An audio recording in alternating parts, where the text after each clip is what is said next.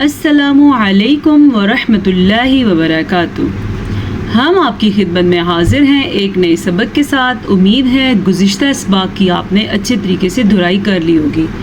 یاد رہے ہم نے کل پارہ 29 سورہ مرسلات کی تلاوت کی تھی۔ 2 پارے الحمدللہ ہم مکمل کر چکے۔ اب ہمارا پارہ 28واں سٹارٹ ہوا ہے اور انشاءاللہ یہ سفر ہمارا تب تک جاری رہے گا جب تک ہم قرآن مجید مکمل تجوید کے ساتھ نہیں پڑھ لیتے۔ تو چلیں چلتے ہیں آج کے سبق کی طرف۔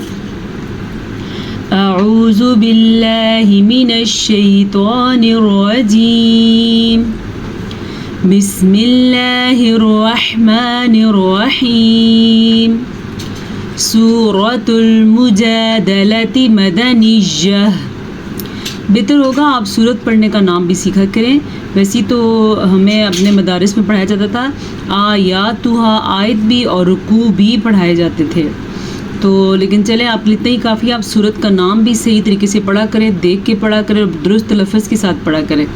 سورۃ المجادلۃ مدنیہ، بسم اللہ الرحمن الرحیم۔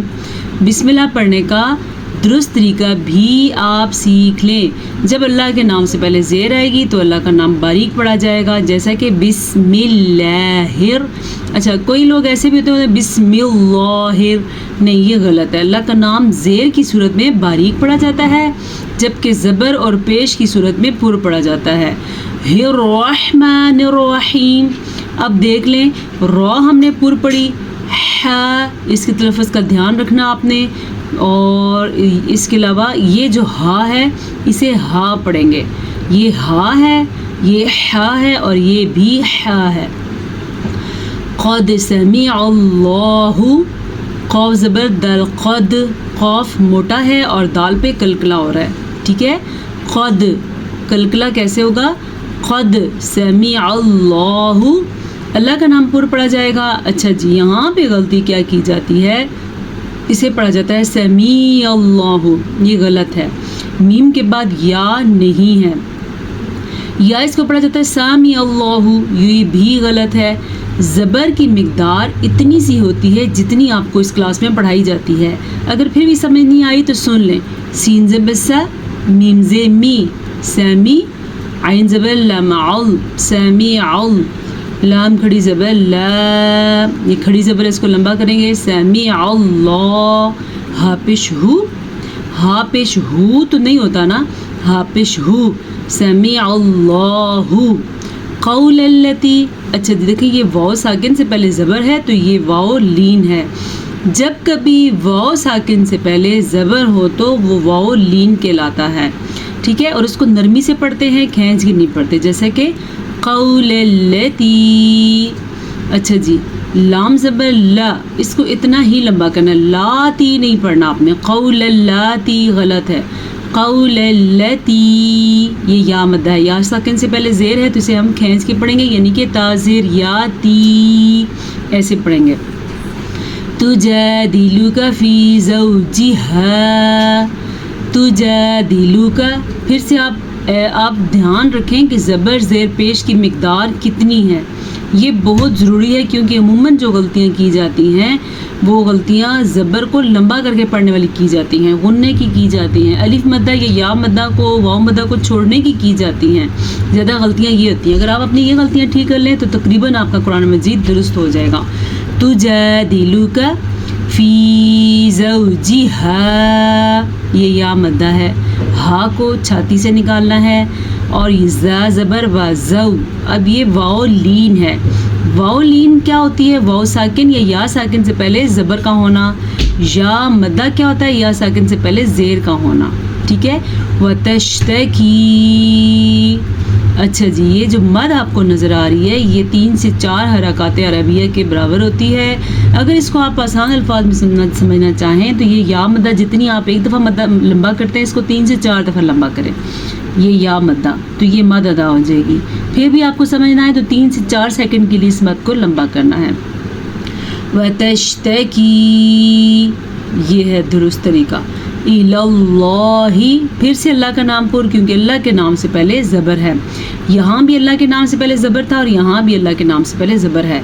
अच्छा, बाज़ लोग इसको पढ़ते हैं इलल्लाहि, ठीक है, यानी कि हा के मखरज जो है कमज़ोर होता है। आपका फ़र्क वाज़े होना चाहिए कि ये हा है, ये हा है, और एक नुक्ते वाला जो होता है वो क्या होता है, खौ। अभी यहाँ हमारे सबक में नहीं है लेकिन इंशाल्लाह आ जाएगा। इलल्लाहि वल्लाहु, पुर, अल्लाह का नाम पुर, क्योंकि अल्लाह के नाम से पहले फिर से ज़बर है। यस्माउ, अगर कोई इसको पढ़ेगा यस्माउ तो वो गलत हो जाएगा। यस्माउ तहावुरकुमा।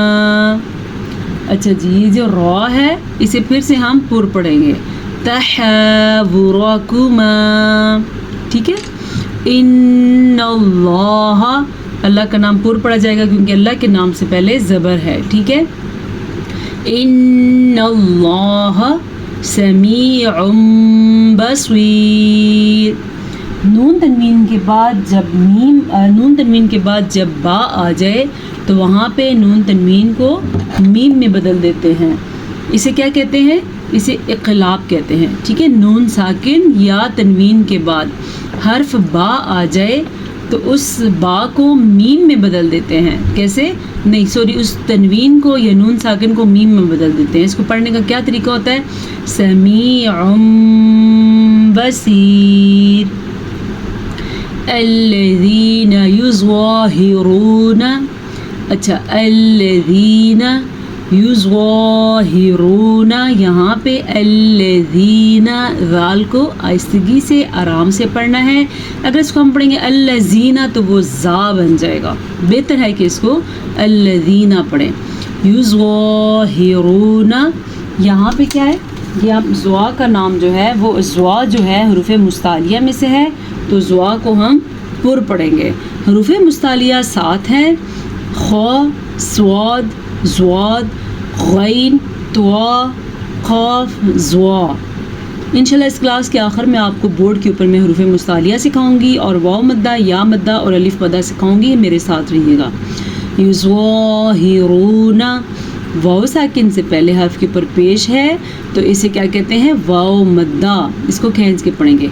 मिनकुम मिन निसाइहिम,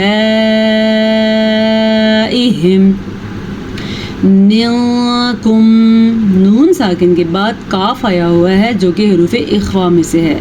हरूफ़ इख्फा 15 हैं।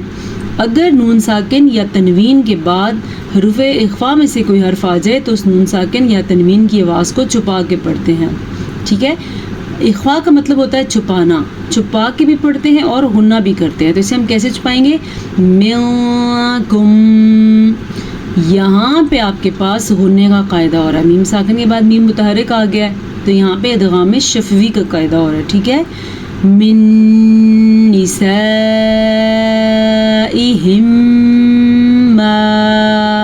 आप देख रहे हैं कि मैं गुन्ना कर रही हूँ, यहाँ भी मैंने गुन्ना किया, यहाँ भी गुन्ना किया और यहाँ पे भी गुन्ना किया। इसी को कहते हैं तजवीद। तजवीद का लुग़वी माना है उम्दा करना, यानी उम्दगी से पढ़ना।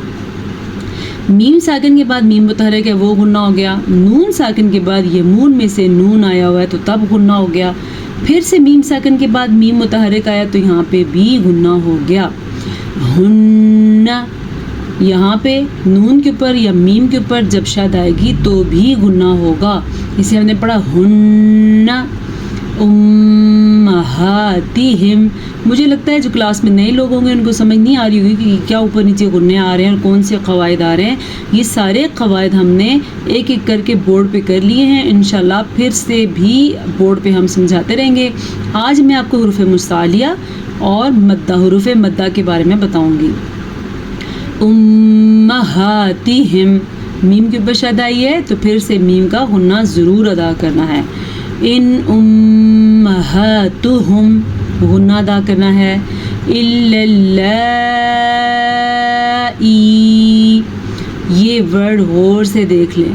अक्सर ज़्यादातर लोग यहाँ पे पढ़ते हुए क्या गलती करते हैं, वो या छोड़ देते हैं, ठीक है, या मद्दा नहीं अदा करते, वो समझते हैं इल्लल्लाई लिखा हुआ है, ये गलत है।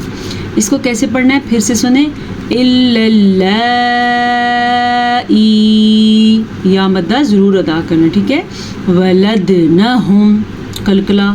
وَإِنَّهُمْ لَيَقُولُونَ، نون کے اوپر شاد آئی ہے تو نون پہ غنہ ہوگا. یاد رکھیں جب نون کے اوپر شاد آ جائے یا میم کے اوپر شاد آ جائے تو وہاں پہ غنہ ضرور ادا کرتے ہیں، ٹھیک ہے. تو ہم نے کیسے پڑھا اس کو؟ وَإِنَّهُمْ لَيَقُولُونَ مُنكَرًا مِنَ الْقَوْلِ. لَيَقُولُونَ، یہ بھی واو مدہ ہے، یہ بھی واو مدہ ہے. واو ساکن سے پہلے پیش ہے تو یہ واو مدہ ہے. یہاں پہ بھی واو ساکن سے پہلے پیش ہے تو یہ بھی واو مدہ ہے. مُنكَرًا مِنَ الْقَوْلِ، یہاں پہ ادغام بالغنہ کا قاعدہ ہو رہا ہے کیونکہ تنوین کے بعد یمون میں سے میم آیا ہوا ہے، اس لیے یہاں پہ ادغام بالغنہ قاعدہ ہوگا. قولی واولین، واو ساکن سے پہلے زبر ہے تو یہ واولین ہے. قولی اس کو پڑھنے کا یہ طریقہ ہے. وزورا، را کو پر پڑھنا ہے اور واو مدہ ضرور ادا کرنا ہے. وَإِنَّ اللَّهَ لَعَفُوٌّ غَفُورٌ، نون کا غنہ ادا کرنا ہے. آپ کو پتہ ہے جب نون کے اوپر شاد آ جائے یا جب میم کے اوپر شاد آ جائے دونوں صورتوں میں غنہ ادا کرتے ہیں. اللہ کا نام ہم پر پڑھیں گے کیونکہ اللہ کے نام سے پہلے زبر ہے. اور لعفو غفور، آئین کا مخرج سیکھیں، اگر نہیں آتا تو لعفو نہ پڑھیں کیونکہ لعفو سے محسوس ہو رہا ہے یہاں پہ الف ہے یعنی کہ حمزہ ہے. اس کو ہم پڑھیں گے لعفو غفور. اظہار کا قاعدہ یہاں پہ ہو رہا ہے. 2 آیتیں ہم نے پڑھی ہیں اور آج کے لیے اتنا ہی کافی ہے کیونکہ تھوڑا سبق ہو لیکن بہترین سبق ہو تو یہ کافی ہوتا ہے. تو چلیں اب چلتے ہیں ہم اپنے بورڈ کی طرف.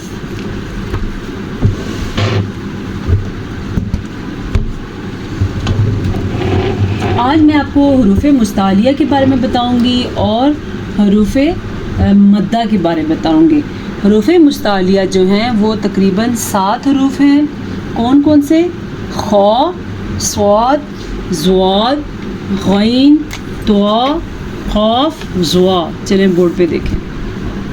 یہ حروف جو میں آپ کو لکھ کے دے رہی ہوں یہ آپ یاد کر لیں، ٹھیک ہے. خا، صاد، ضاد،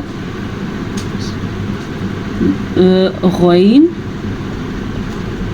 طا، قاف، ظا، یہ ہیں حروف مستعلیہ.